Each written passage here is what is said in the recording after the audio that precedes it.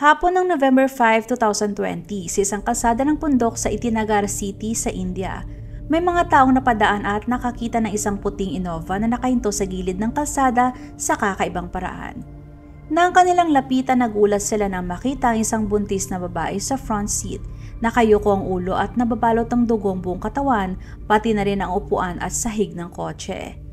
Ang sasakyan ay nasa gilid mismo ng isang malalim na bangin, kaya natakot ang mga nakakita at lumapit pa at agad na tumawag ng mga otoridad.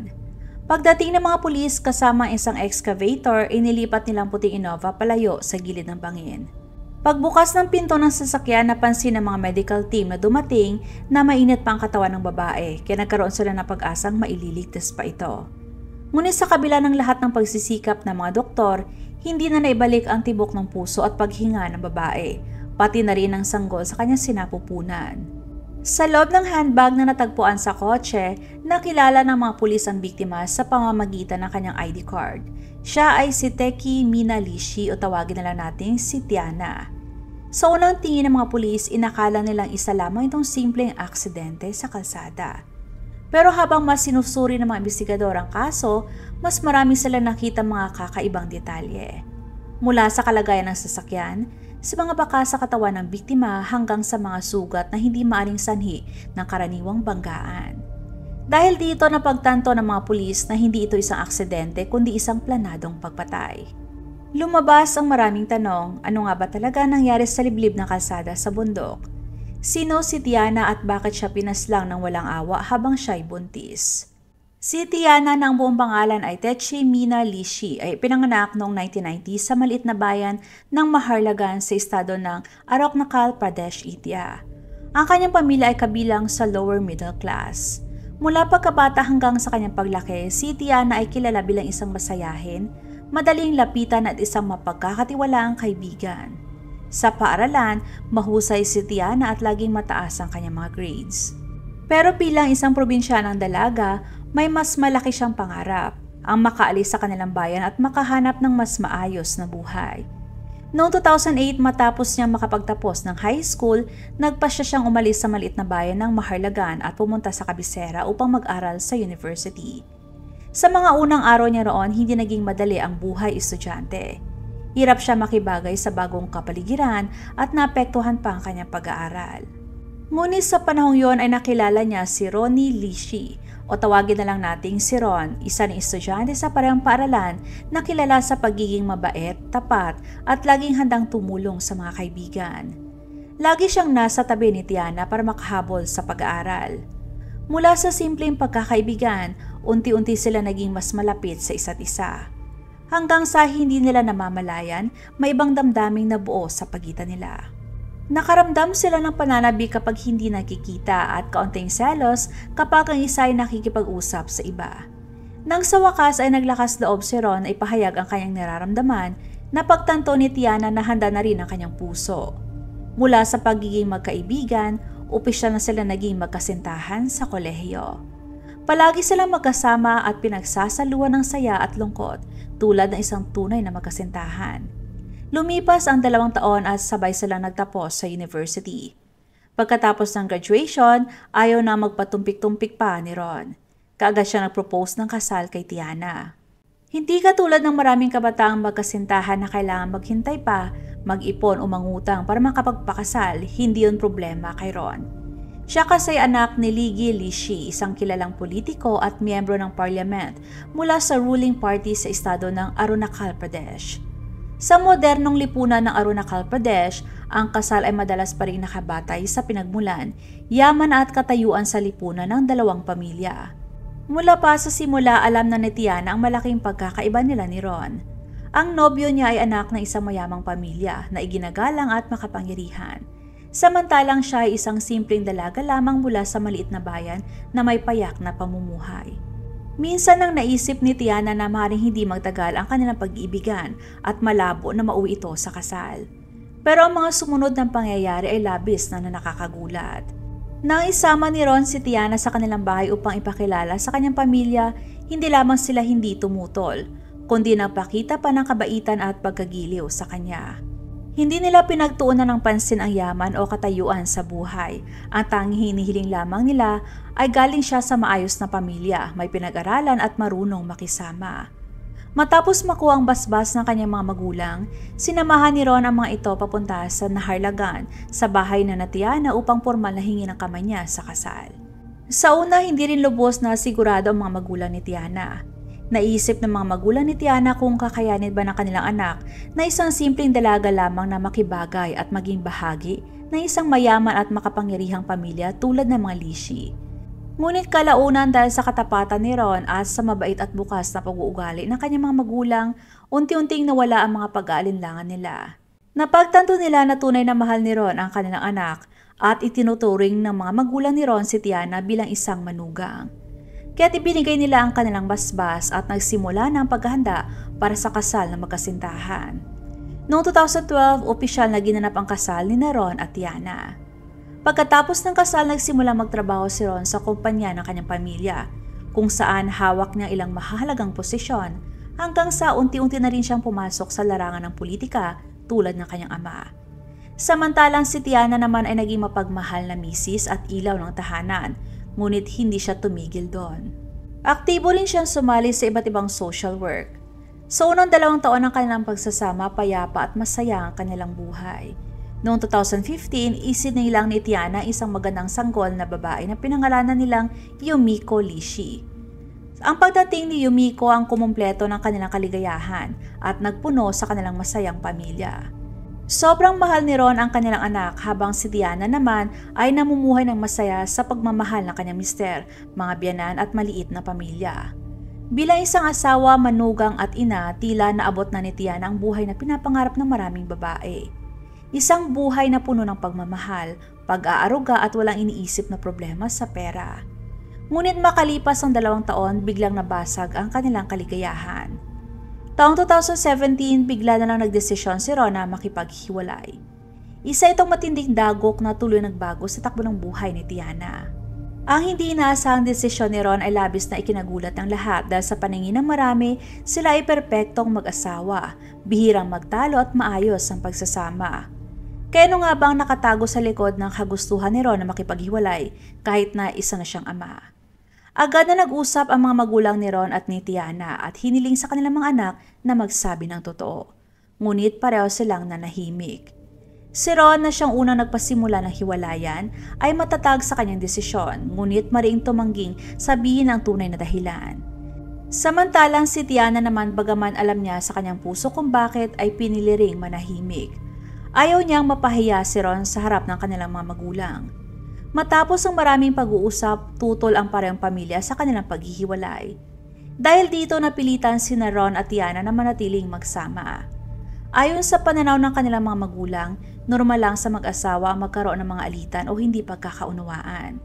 Naniniwala silang sa paglipas ng panahon, matututunan rin ng dalawa na magkaintindihan at magpatawaran. Dahil dito, hindi natuloy ang kanilang divorce. Inakala ng dalawang pamilya na ayos na ang lahat ng problema, ngunit ang katotohanan ay kabaliktaran nito. Habang lumilipas ang panahon, lalo pang nasira ang kanilang pagsasama. Bihira na lang kung umuwi si Ron sa kanilang bahay at tuwing umuwi man siya, imbis na saya ang dala, puro tensyon at pagtatalo ang nangyayari.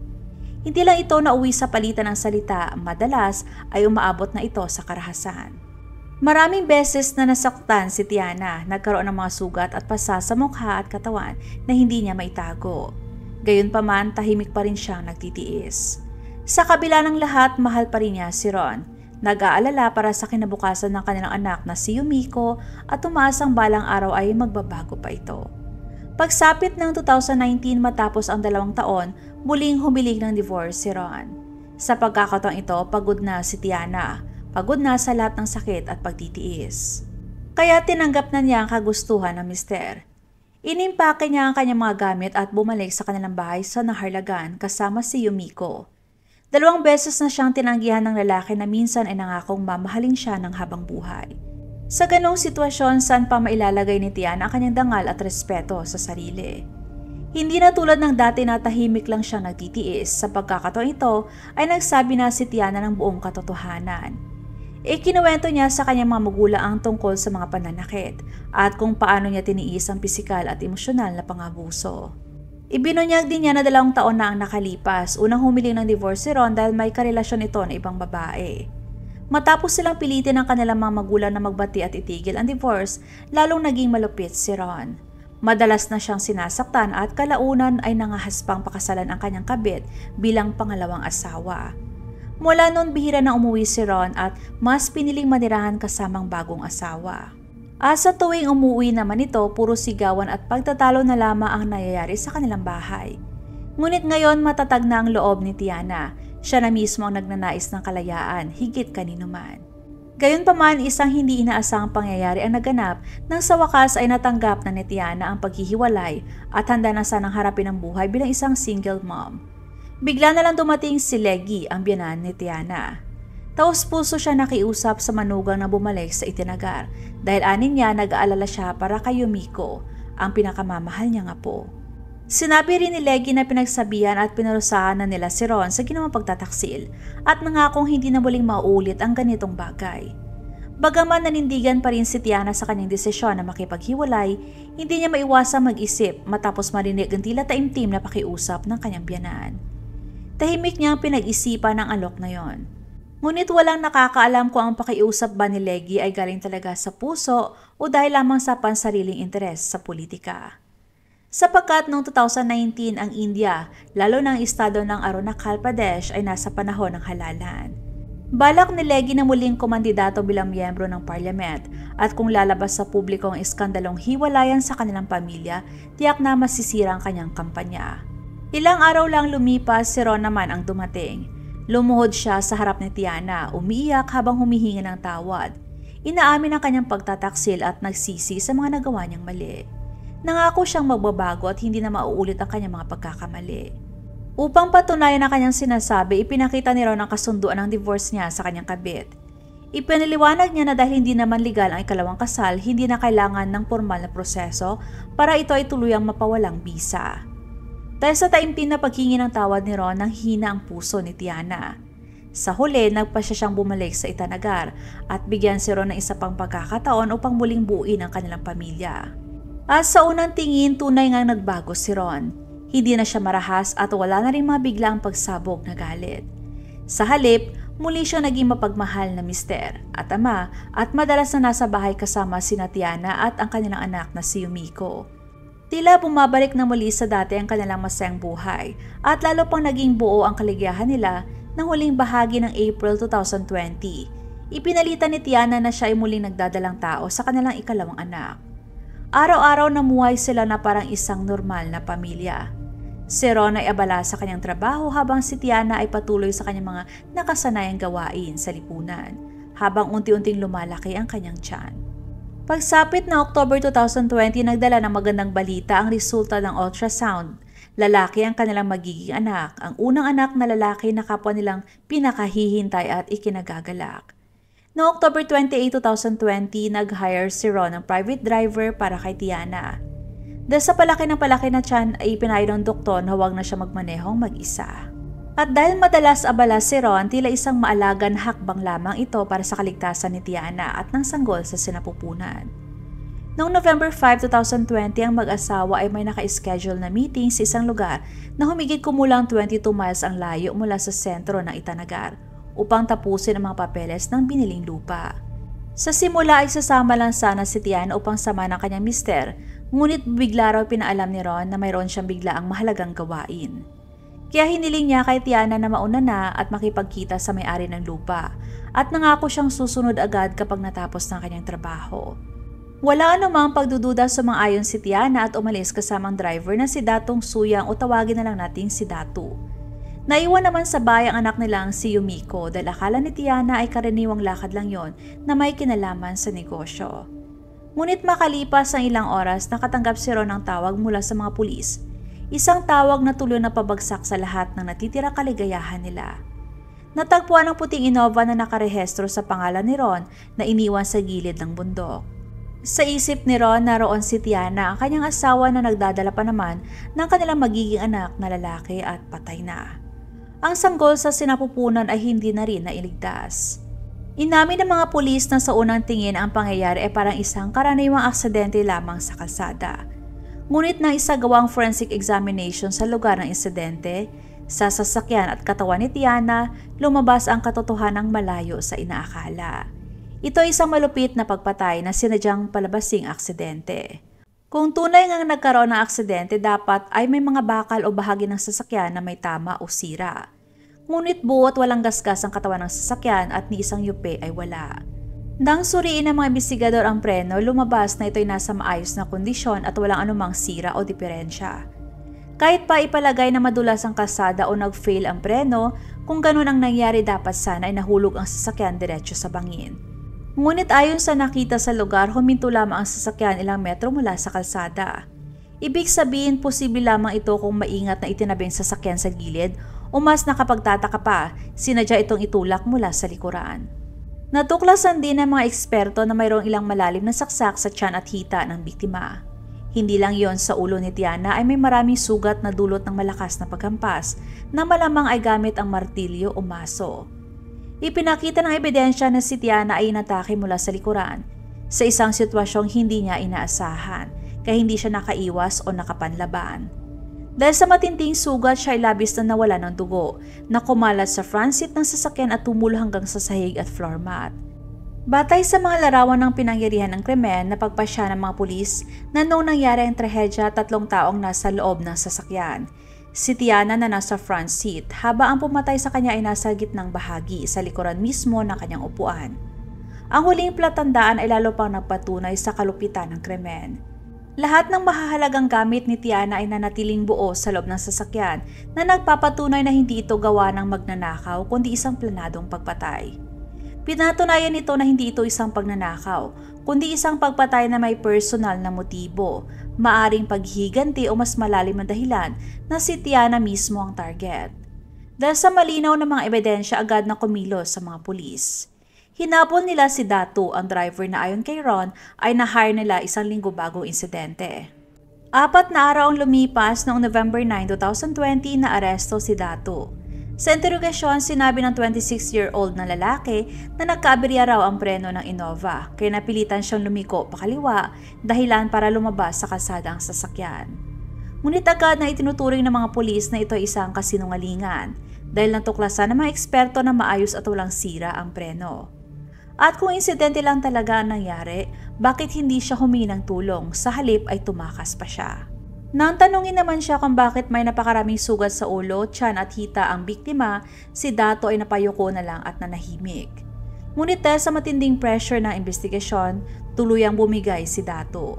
Nanginginig at umiiyak, inamin niya ang kakilakilabot na katotohanan.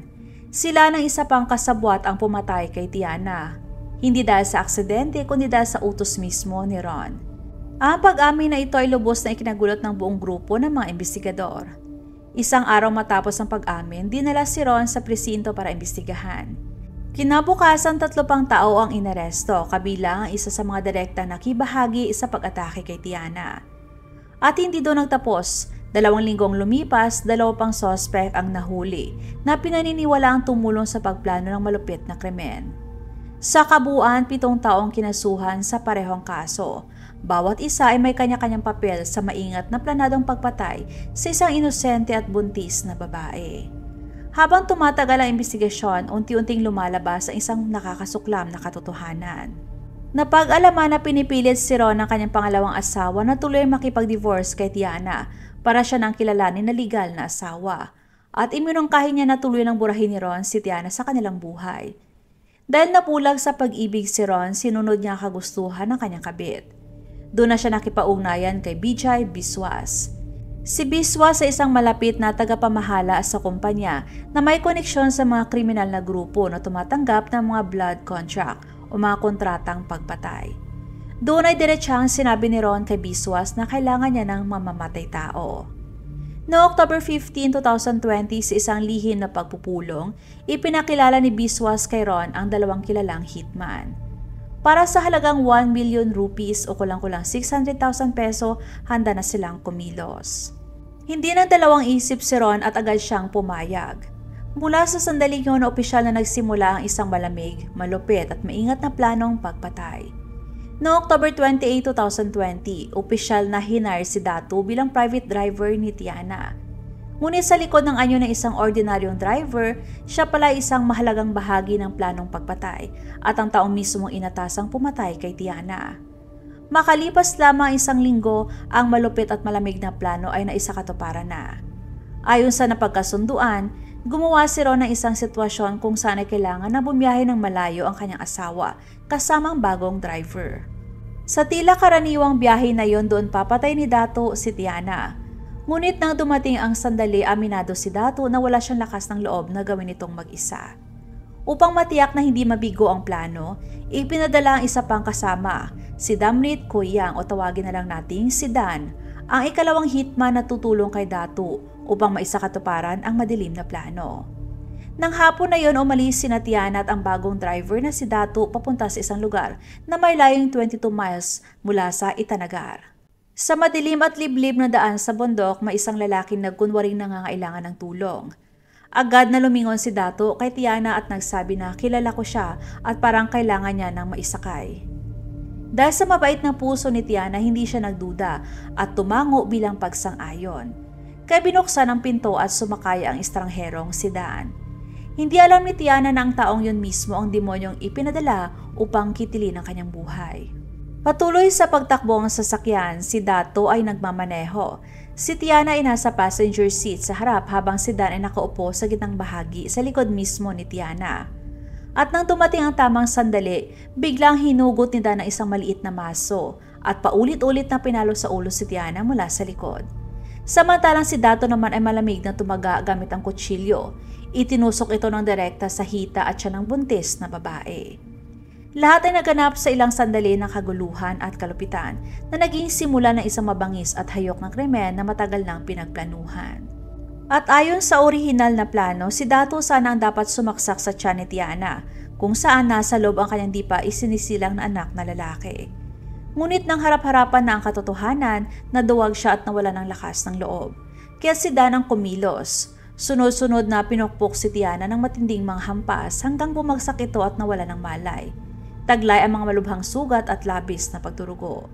At pagkatapos ng krimen, agad na bumaba sina Datu at Dan sa sasakyan at itinulak ang puting Innova pababa sa bangin upang maitagong lahat ng ebidensya. Ngunit hindi sapat ang lakas ng pagtulak nila. Dumulas lang ang sasakyan hanggang gilid ng kalsada at tumigil mismo sa bungad ng bundok. Sa takot na baka may makakakita sa kanila, nataranta sina Datu at Dan at agad na tumakas.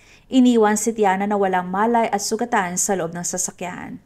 At ilang minuto lang lumipas, may dumaan na tao at natagpuan ang puting Innova kasamang katawan ni Tiana sa loob.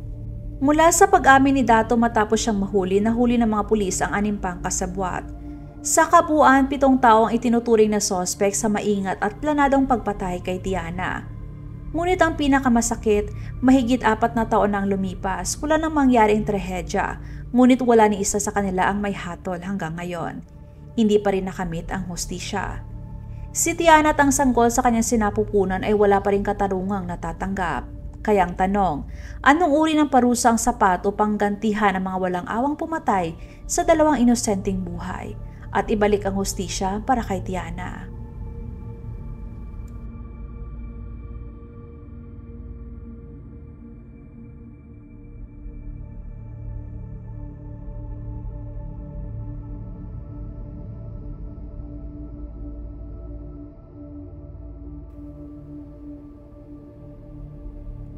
Huwag magatubiling ibahagi inyong mga saloobin at komento.